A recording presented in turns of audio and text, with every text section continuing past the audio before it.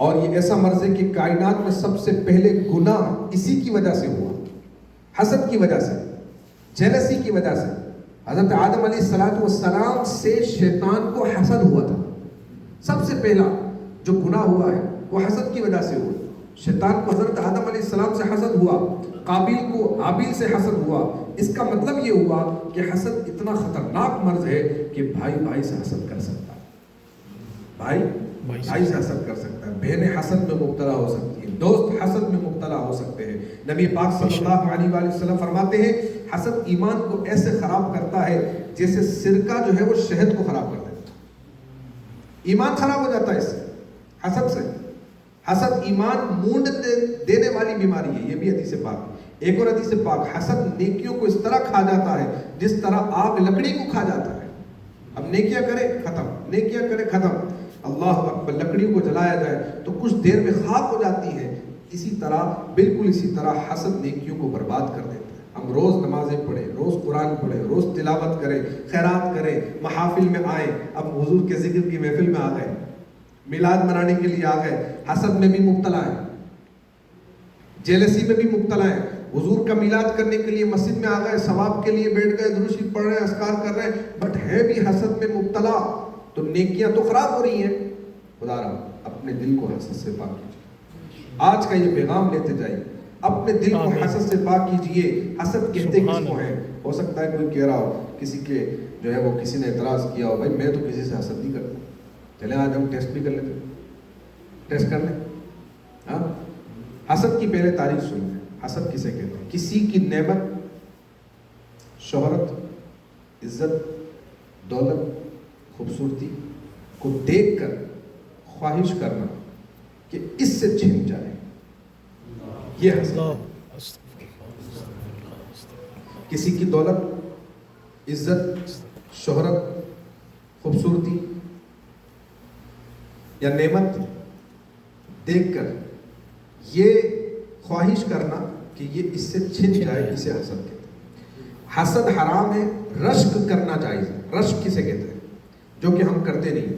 رشک کہتے ہیں کسی کی نعمت کو دیکھ کر دعا کرنا کہ یا اللہ اسے دی ہے تو مجھے بھی عطا فرما، یہ جائز ہے۔ یا اللہ اسے دی ہے مجھے بھی عطا کر، ٹھیک ہے؟ تو حسد ناجائز ہے۔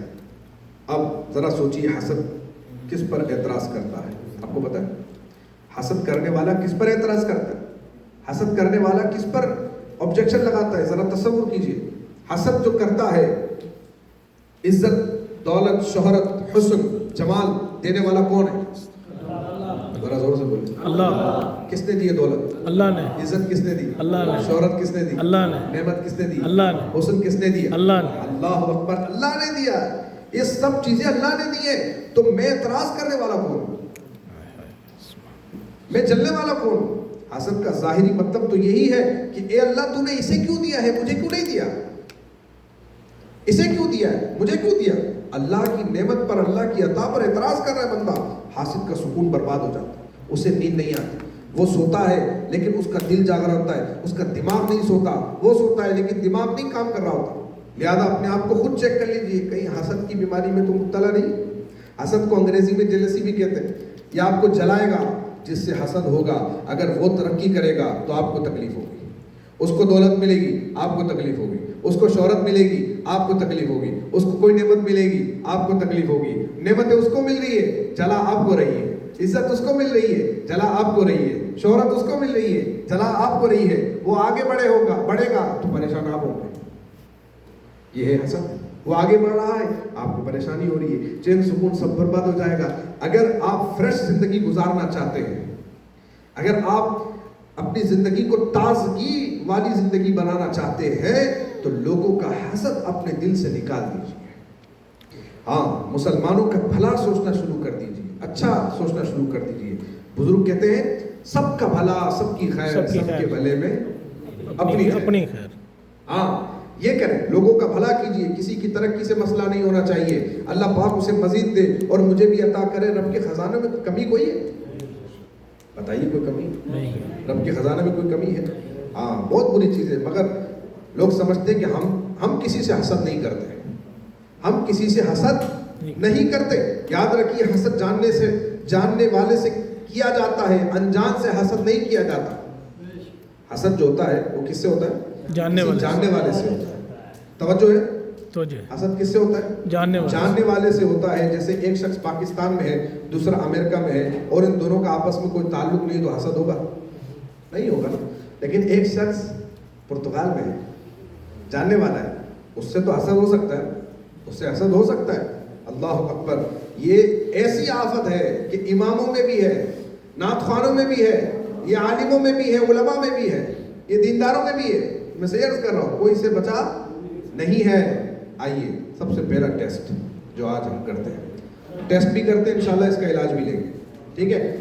آپ کے سامنے اگر کسی کی کامیابی کی تعریف کی جائے اور آپ کو سننے میں تکلیف ہو اور گفتگو بدلنے کے لیے بولے کہ چھوڑو یار کوئی اور بات کرو, چھوڑو یار کوئی اور بات کرو, اس کا مطلب ہے کہ میرے دل میں کچھ تو غلط ہے.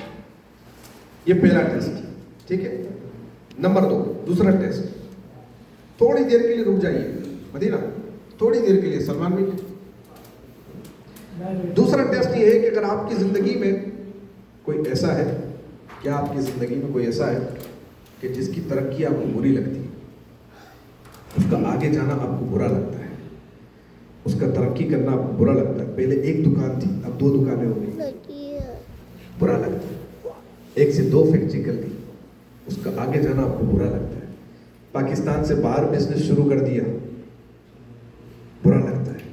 ایک گاڑی لے لی, اچھی گاڑی لے لی, نئی گاڑی لے لی, اچھا نیا ماڈل لے لیا, برا لگتا ہے. تو پہلے تو کوئی جانتا نہیں تھا, ساری دنیا جانتی ہے. پہلے اسے محلے میں کوئی نہیں جانتا تھا, اب تو سب اس کو جانتے ہیں. اگر اس سے مسئلہ ہے تو سمجھ جائیے کہ آپ کے دل میں اس کا حسد آ گیا. یہ دوسرا ٹیسٹ. تیسرا ٹیسٹ, کسی کا نقصان ہو جائے, مثلا کسی کی گاڑی کا ایکسیڈنٹ ہو جائے, فیکٹری میں آگ لگ جائے, کوئی بدنام ہو جائے معاذ اللہ, وہ خوشی ہوتی ہے, دل خوش ہو رہا ہے. کتنا برا دل ہے وہ کہ کسی کے نقصان پر خوش ہو رہا ہے. ایک مسلمان کے نقصان پر خوش ہوتا ہے. یاد رکھیے جو کسی کا برا سوچتا ہے اس کا برا بھی ہوتا ہے, اس کا بھی برا ہوتا ہے. ان 3 ٹیسٹ کے بعد اگر آپ کے دل میں کسی کے بارے میں خیال آئے کہ اس کی تعریف اچھی نہیں لگ رہی یا اس کی بربادی کا دل چاہ رہا ہے, تو سمجھ جائیے کہ آپ حسد کی بیماری میں مبتلا ہیں. لہذا اس بیماری کا فوراً اور جلدی علاج کریں اور نیکیاں برباد ہونے سے بچائیے, ورنہ نیکیاں برباد ہوتی رہیں گی. آپ مسجد آ گئے, آپ کے دل میں حسد ہے, آپ نمازیں پڑھیں, آپ کے دل میں حسد ہے. جیسی نماز پڑھی آپ نے, نماز ختم. جیسے آپ مسجد سے گئے, آپ کا ثواب ختم, نیکیاں ختم ہو گئی. اپنے لیے اب میں آپ کو حسد کا علاج بتاتا ہوں. اپنے لیے دعا کریں. کیا کریں؟ دعا کریں. دعا ہر بیماری کا علاج ہے. دعا کریں, چاہے جسمانی بیماری ہو, روحانی بیماری ہو.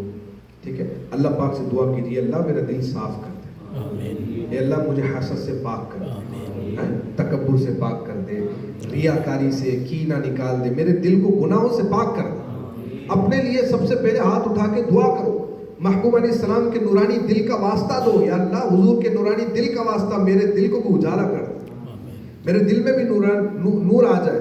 اللہ پاک سے رو کر دعا مانگیے کہ وہ کریم نگاہ کرم فرمائے تو دل صاف ہو جائے. ٹھیک ہے؟ اور جس سے حسد ہو گیا ہے اسے کوئی تحفہ دے. جی یہ اینٹی بایوٹک ہے, ہاں یہ اینٹی بایوٹک, اسے تحفہ دے. اگرچہ آپ اسے پسند نہ کریں, دوائی تو کڑوی ہوتی ہے بھائی, اپنے دل کو پاک بھی تو کرنا ہے. ہاں مگر نبی علیہ الصلوۃ والسلام نے فرمایا تحفہ دو, تمہاری محبت بڑھ جائے گی. تحفہ دینا چاہیے. باقی آج کا زمانہ تو ایسا ہے, سب کا ہم کھاوے, جو ہمارا کھاوے اندھا ہو جائے. ہم سب کا کھا جاتے ہیں, کسی کو چائے بھی نہیں پلاتے, کسی کو پوچھتے بھی نہیں ہے, پانی کا بھی نہیں پوچھتے. یہ معاذ اللہ حال ہو گیا. بھائی تحفہ دینے کی نیت سے ہی کچھ کھانا کھلا دو, کچھ پین دے دو, کچھ قلم دے دو, کچھ اچھی بات کر دو, ہے اچھا. بہرحال تو دعا کیجیے. اسی طرح آپ کے دماغ میں کوئی بھی مسئلہ ہو, whatever problem you have in your mind, اگر وہ امیر ہو گیا اور آپ غریب ہیں تو اس کے لیے مزید دولت کی دعا کیجیے.